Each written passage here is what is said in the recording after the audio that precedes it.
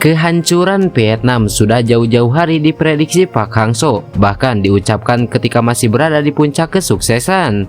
Kekalahan dari timnas Indonesia yang berbuntut kegagalan di Piala Asia 2023 ternyata memiliki dampak luar biasa terhadap sepak bola Vietnam, hingga momen puncak kejatuhan Vietnam seperti yang sudah diprediksi jauh sebelumnya oleh sang mantan pelatih yaitu Park Hang-seo. Ya, Park Hang-seo sudah lama memperingatkan bahwa akan ada waktu di mana Vietnam mengalami kehancuran di level tim nasional. Karena itu, Park Hang-seo tak mau banyak sesumbar dengan prestasi yang ia torehkan bersama Vietnam. Mengingat ada hal yang dikhawatirkan, yakni masa di mana kehancuran tengah melanda sepak bola Vietnam, dan menurut publik lokal masa itu sedang terjadi sekarang.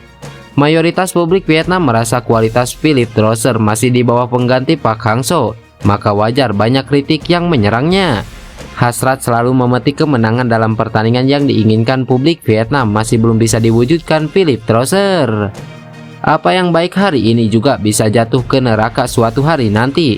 Itulah sepak bola, semuanya diputuskan dalam 90 menit. Saya mencoba menjalani kehidupan normal karena saya tahu yang terkenal itu seperti kepulan asap, ujar Park Hang-seo seperti dikutip dari Soha.vn. Riwayat mentereng Park Hang-seo melawan timnas Indonesia pun runtuh oleh Drosser yang sudah 2 kali menelan kekalahan dari skuad Garuda. Media Vietnam Soha.vn bahkan menyebut Philippe Drosser dan tim asuhannya butuh dukungan spiritual yang cukup untuk bisa menghadapi timnas Indonesia nanti. Belakangan ini Drosser dan timnya harus menanggung banyak kritikan, bahkan berpaling dari beberapa fans. Jika tidak mendapatkan dukungan spiritual yang cukup, Coach Drosser dan timnya akan sulit memiliki tekad dan ketabahan tertinggi dalam menghadapi tekanan dari Indonesia, ujar media Vietnam Soha.vn. Vietnam akan kembali bertemu timnas Indonesia dalam lanjutan fase grup putaran kedua kualifikasi Piala Dunia 2026. 2 pertandingan beruntun melawan timnas Indonesia di babak tersebut akan berlangsung pada 21 dan 26 Maret 2024 mendatang.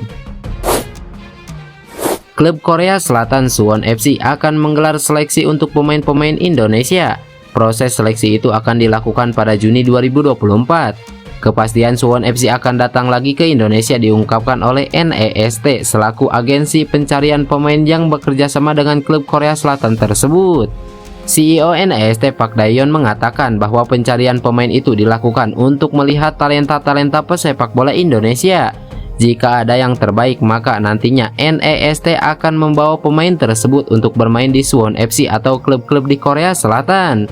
Seleksi ini rencananya digelar secara terbuka dengan kuota pendaftaran maksimal 100 orang.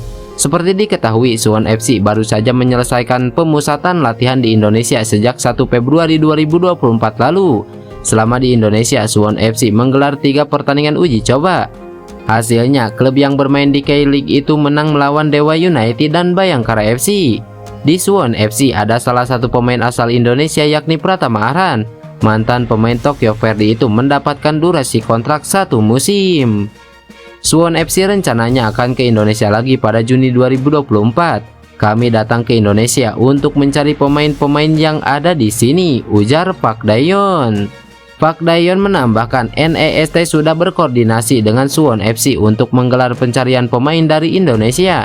Manajemen Suwon FC pun setuju bahwa proses pencarian pemain itu dilakukan pada Juni 2024. Park Dae-yeon mengatakan proses seleksi ini sengaja dilakukan pada Juni 2024 sebab seluruh kompetisi sepak bola di Indonesia sudah selesai dan terakhir itu mempertandingkan laga-laga di Liga 1 2023-2024 pada Mei mendatang. Jadi proses seleksi pencarian pemain ini tidak hanya untuk Suwon FC saja, tetapi ada juga tim-tim lain. Nantinya akan ada 100 pesepak bola asal Indonesia yang akan dikumpulkan selama 1 pekan, ujar Park Dae-yeon. Park Dae-yeon mengatakan bahwa proses seleksi pencarian pemain itu tidak bekerja sama dengan PSSI. NEST berinisiatif datang ke Indonesia untuk mencari pemain-pemain berbakat yang nantinya bisa dibawa ke Korea Selatan. Ia juga berharap ada media di Indonesia yang mau bekerja sama dengan NEST untuk meramaikan proses seleksi pemain tersebut. Tujuannya tentu saja untuk membawa kebaikan bagi pesepak bola Indonesia ke depan. Pelatih timnas Indonesia Sintayong mendapatkan fasilitas mewah sebagai pelatih timnas Indonesia. Ia bahkan mengakui fasilitas tersebut lebih istimewa saat dirinya menjabat sebagai pelatih timnas Korea Selatan. Juru taktik berusia 53 tahun itu pun awalnya mengaku terkejut dengan fasilitas mewah yang didapatkannya dari PSSI. Hal itu diceritakan Sintayong pada sebuah kanal YouTube milik Park Mon-sung. Sintayong mengatakan salah satu fasilitas yang didapatkannya adalah mobil yang dilengkapi dengan strobo. Alhasil, juru taktik asal Korea Selatan itu pun bisa menembus kemacetan jalanan, terutama saat menangani timnas Indonesia di Jakarta. Saya punya mobil sendiri dan ada lampu strobo dengan nomor polisi kode negara. Jadi setiap saya berpergian akan ada suara bip bip bip. Tidak semua orang boleh menggunakan kendaraan negara. Jalanan terbuka dari kemacetan dan saya melewatinya dengan suara sirine. Saya merasa seperti sangat besar, ujar Sintayong. Fasilitas tersebut dikatakan Sintayong sama sekali tidak didapatkan di Korea Selatan. Namun demikian, ia mengaku sudah terbiasa dan cukup terbantu dengan segala keistimewaan sebagai pelatih timnas Indonesia. Selain itu, Sintayong juga terbiasa dengan protokoler kenegaraan di Indonesia. Hal itu lantaran sang pelatih cukup sering bertemu dengan Presiden Republik Indonesia Joko Widodo. Million Manhoef kini menjadi satu di antara beberapa nama yang dipertimbangkan untuk dinaturalisasi timnas Indonesia. Winger kanan kelahiran Bemster Belanda berusia 22 tahun itu memiliki posisi murni sebagai sayap kanan. Di sisi lain, dalam bio Instagramnya, Million Manhoef juga menyematkan 3 negara garis keturunannya, yakni Belanda, Suriname, dan Indonesia. Lantas, apa keuntungan yang bisa didapatkan timnas Indonesia jika sukses mendapatkan tanda tangan Million Manhoef untuk dijadikan WNI? Yang pertama, caps bersama timnas Belanda kelompok usia. Tercatat, sudah 15 pertandingan dibukukan Million Manhoef bersama timnas Belanda kelompok usia, di mana 4 gol berhasil dicatatkan dengan rincian 3 gol bersama timnas Belanda U21 dan 1 gol lainnya dicatatkan kala membela timnas Belanda U16. Debutnya bersama timnas Belanda kelompok usia terjadi pada 10 Februari 2018 kala usianya menginjak 16 tahun 1 bulan dan 7 hari. Adanya pengalaman penting bersama timnas Belanda kelompok usia menunjukkan kualitas terpendam yang dimiliki oleh winger berpostur 179 cm tersebut. Yang kedua, dapat dijadikan proyeksi jangka panjang. Seperti diketahui, Million Manhoef saat ini berusia 22 tahun. Praktis, usia tersebut bisa dimanfaatkan timnas Indonesia untuk terus menggunakan jasanya secara jangka panjang. Terlebih kiprahnya di benua Eropa dan Liga 2 Inggris bisa menempa performanya yang tentu saja bisa turut dirasakan timnas Indonesia. Selain itu, usia 22 tahun menjadi kriteria pelatih timnas Indonesia Sintayong dalam komposisi skuad asuhannya. Yang ketiga, kiprah mentereng.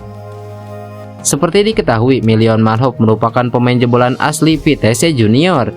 Ia diorbitkan pada 7 Agustus 2020 ke tim senior Vitesse. Hampir 4 musim membela Vitesse, performa apik dari Million Manhoef membuatnya dilirik oleh tim kasta kedua Liga Inggris atau divisi Championship Stoke City.